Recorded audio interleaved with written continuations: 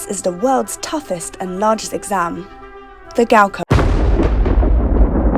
Harus diakui, prestasi China di berbagai bidang itu memang bikin geleng-geleng kepala ya. Mau di olahraga, akademik, sampai teknologi, negara ini terus menunjukkan taringnya. Intan pernah ngebahas ya bagaimana seriusnya pemerintah dalam mencari bibit-bibit pingpong sejak usia dini. Bukan cuman pingpong doang. Ada banyak cabang olahraga yang nyaris selalu didominasi oleh atlet China. Tuh, kalau mau lihat di Olimpiade kemarin, China itu berhasil menempati posisi kedua dunia. Dan yang lebih menarik, jumlah medali emasnya China itu sebenarnya sama Amerika Serikat, sama-sama 40 emas. Bedanya Amerika unggul di jumlah medali perak. Di bidang akademik juga nggak kalah mengerikan. Kalau ada Olimpiade, sains internasional, kompetisi matematika, fisika, kimia, atau lomba akademik tingkat dunia, nama China hampir selalu muncul di papan atas. Seolah-olah kalau ada lomba yang melibatkan otak gitu ya, China itu selalu berebut podium. Hasilnya mulai terlihat sejak sekarang. China yang dulu dikenal sebagai pabrik dunia, made in China gitu ya. Sekarang China itu pemain utama di bidang teknologi.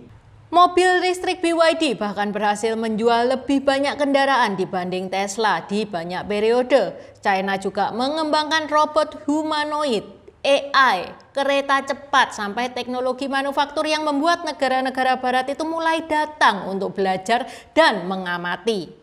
Yang ngebikin lebih wow lagi itu adalah sejarahnya ya, dimana 100 tahun yang lalu China itu dijuluki orang sakit Asia, negara yang miskin, terpecah, dijajah, dan dipandang rendah oleh negara barat. Mereka itu menganggap China itu tidak akan pernah bisa bangkit. Tapi hari ini, negara yang dulu mereka hina, mereka rendahkan, justru sekarang sejajar dengan Amerika. Bahkan di beberapa bidang, China itu sudah mulai nyalip Amerika. Tapi tahukah kalian, di balik lahirnya insinyur, ilmuwan yang terkenal dan gacor-gacor di China itu, ada satu ujian yang menjadi mimpi indah sekaligus mimpi buruk bagi para pelajar. Namanya adalah Gaokao.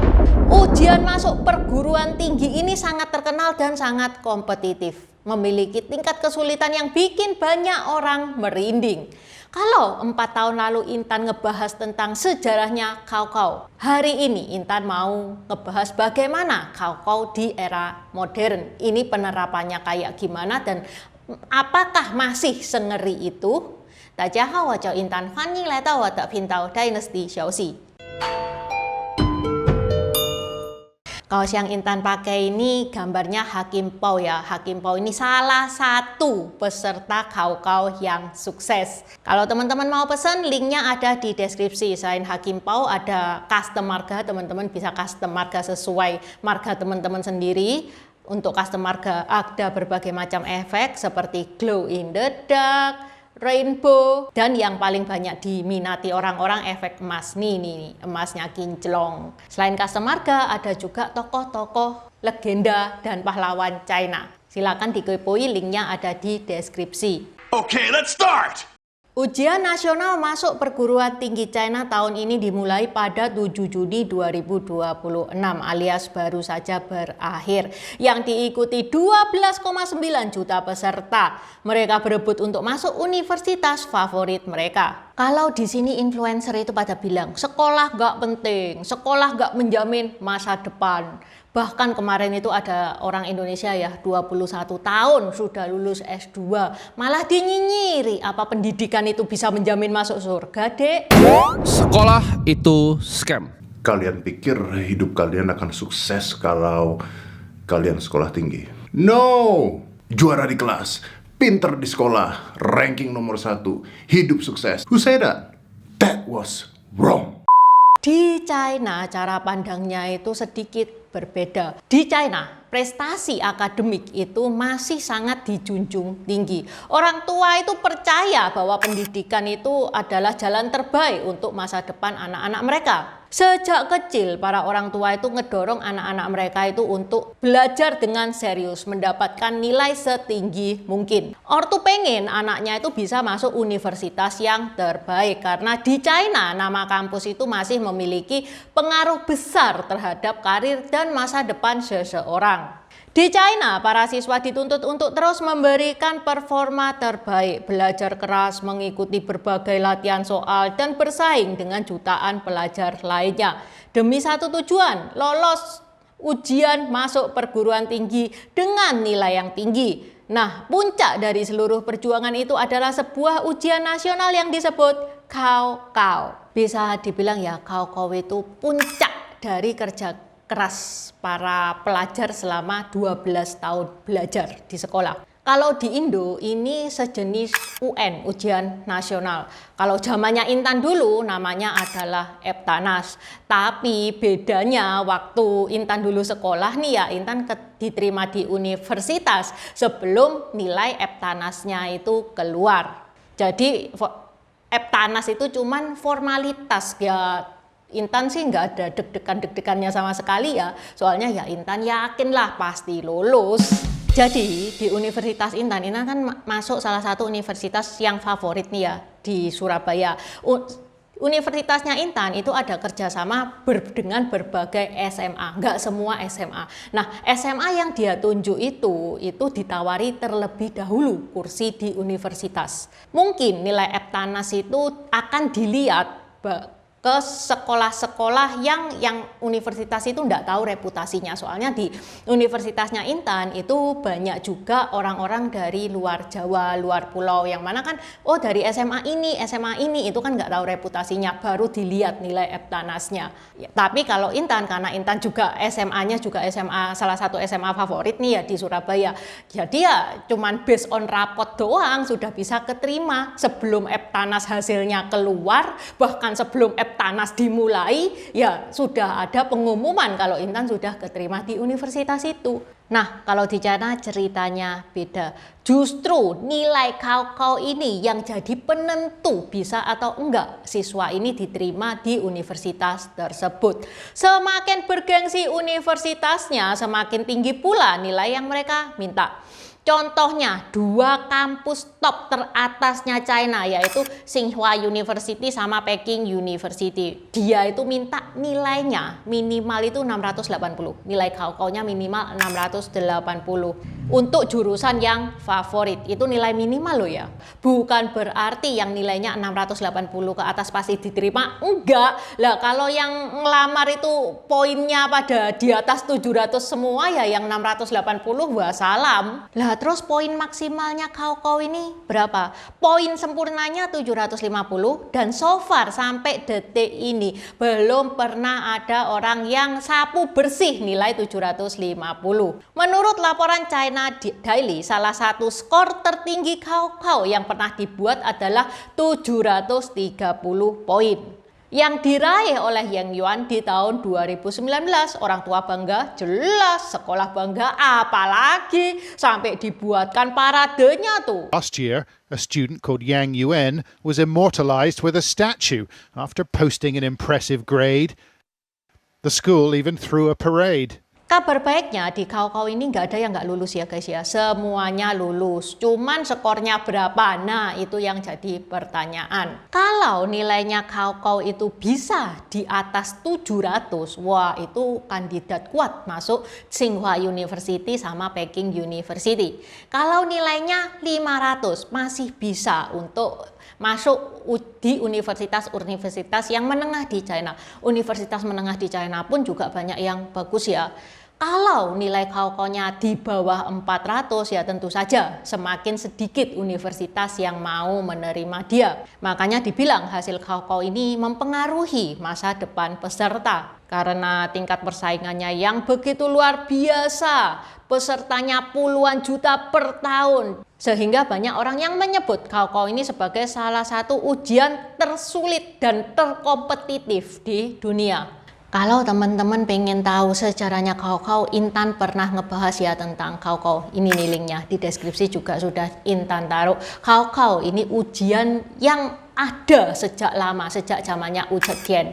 Dulu itu dipakai untuk seleksi pejabat. Yang mana ini Hakim Pau, salah satu pesertanya Kaukau nih. Tapi Kaukau itu sempat dihilangkan pada saat zamannya Mao Zedong, revolusi kebudayaan, terus tahun 1977 diadakan kembali. Kaukau ini berlangsung selama 10 jam, selama 2 hari. Jadi dalam sehari itu ujian selama 5 jam. Dan ujiannya itu tentu saja mata pelajarannya berbeda-beda ya. Tapi satu yang pasti, semuanya pasti susah. Menurut That's Magazine, mata pelajaran yang diujikan itu ada 2, wajib sama pilihan.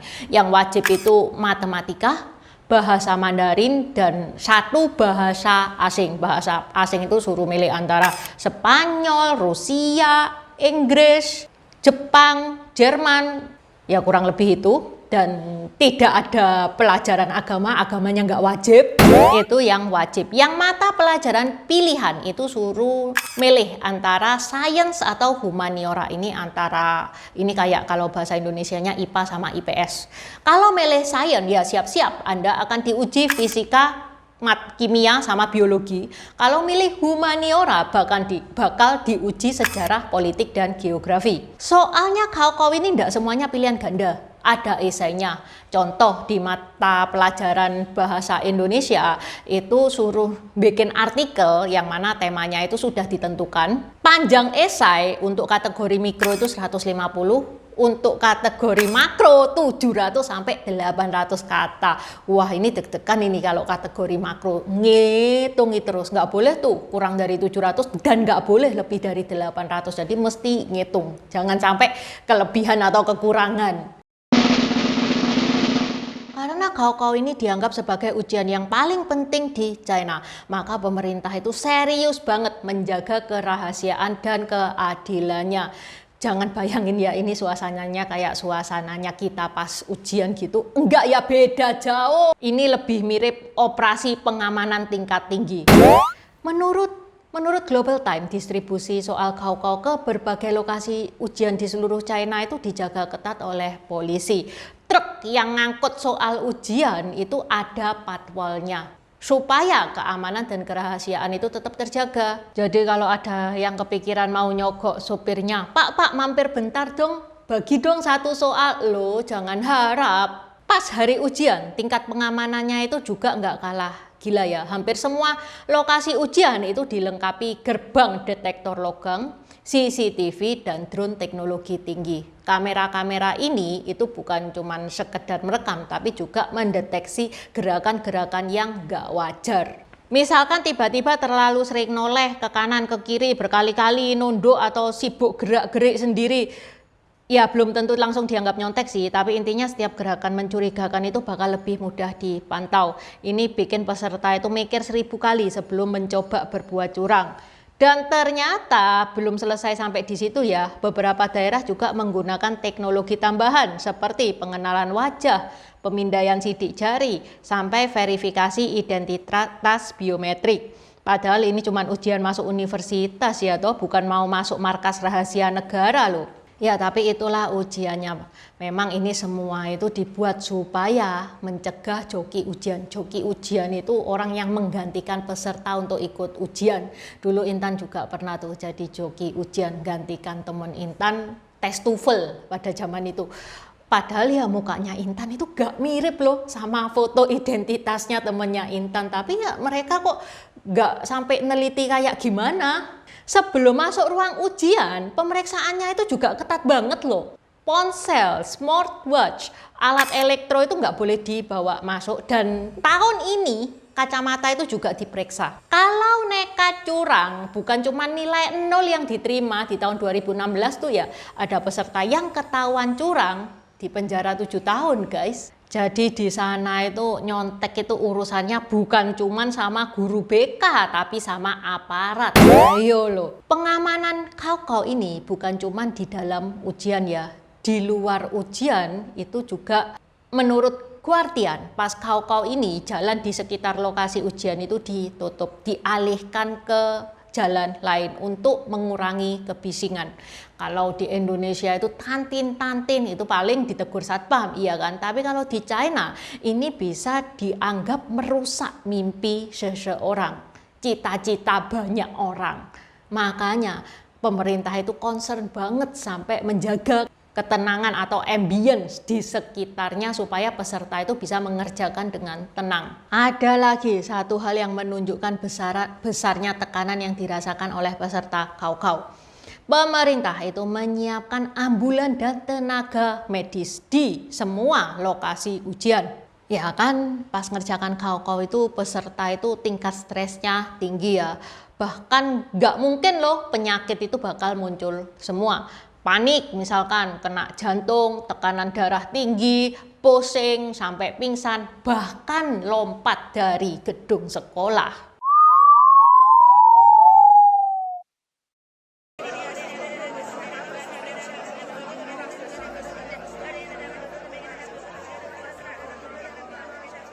Menurut Global-Link, ini salah satu sumbernya China, dia itu pernah mewawancarai salah satu peserta Kaukau. Dia itu bilang, pada saat menjelang Kaukau, si siswa ini itu bangunnya subuh, tidurnya larut malam, dan dia itu belajar dan belajar terus-terusan. Sampai makan aja cepet-cepetan, istirahat kurang, apalagi party, mall, ngafe, wah itu di-skip. Dan karena besarnya tekanan Kaukau ini, banyak loh orang tua itu yang sampai mensupport anaknya.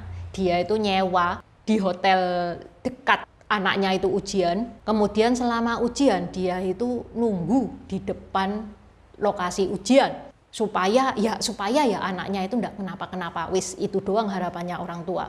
Saking besarnya tekanan Kaukau yang dirasakan oleh peserta pada saat Kaukau berakhir nih, mereka itu euforia sambil nyobek-nyobek buku latihan Kaukau mereka. Sebenarnya ya guys ya, peluang masuk di Universitas China itu enggak sekecil yang dibayangkan ya. Menurut British Council Insight, secara keseluruhan mayoritas peserta Kaukau itu berhasil kok mendapatkan kursi di perguruan tinggi. Pada tahun 2020, 90% peserta Kaukau mendapatkan kursi di universitas. Di tahun 2022, 85% peserta Kaukau berhasil duduk di universitas. Kalau pertanyaannya apakah setelah ikut Kaukau itu bisa kuliah? Jawabannya peluangnya cukup besar. Tapi kan masalahnya bukan sekedar bisa kuliah atau enggak. Masalahnya apakah dia itu bisa masuk ke kampus impian mereka atau enggak. Karena di China itu perbedaan reputasi antar universitas itu bisa cukup besar. Dan mereka ikutan Kaukau itu untuk bisa masuk di kampus elit, bukan untuk sekedar kuliah. Nah, disinilah pertarungan sesungguhnya dimulai. Menurut Radio Free Asia, dari 39 universitas top di China, 39 universitas teratas di China, mereka cuman menerima 2% peserta Kaukau yang tertinggi. Artinya, kalau ada 100 peserta Kaukau nih guys ya, yang keterima itu cuman 2 orang, cuman 2% men. Kalau cakupannya diperluas lagi, tadi kan 39 universitas teratas, diperbesar jadi 115 universitas teratas di China. Kesempatannya itu ya sedikit lebih besar, yaitu 6,7%. Apakah ini besar? Ya enggak. Ya kalau dibandingkan sama Oxford nih ya, Oxford itu kan salah satu universitas terbaik di dunia juga nih ya. Di tahun 2022, tingkat penerimaannya Oxford itu loh guys, itu 14%. Jadi sederhananya peluang masuk universitas top di China itu lebih kecil kemungkinannya daripada di Oxford. Makanya ya kalau misalkan nilai Kaukau-nya peserta itu nggak nutut, bagi peserta yang berduit ya sekalian kuliahnya di luar negeri. Banyak loh siswa yang terbaik berprestasi di sekolahnya itu pas Kaukau nilainya itu biasa aja. Dan setiap tahun itu selalu ada cerita kayak gini. Kalau kalian adalah warga negara China, apakah Kalian tertarik ikut kau-kau ini? Oke, sampai di sini dulu bahasan Intan hari ini. Terima kasih udah nonton channel ini sampai habis. Dukung aku terus berkarya dengan klik subscribe dan bunyikan lonceng di bawah ya guys.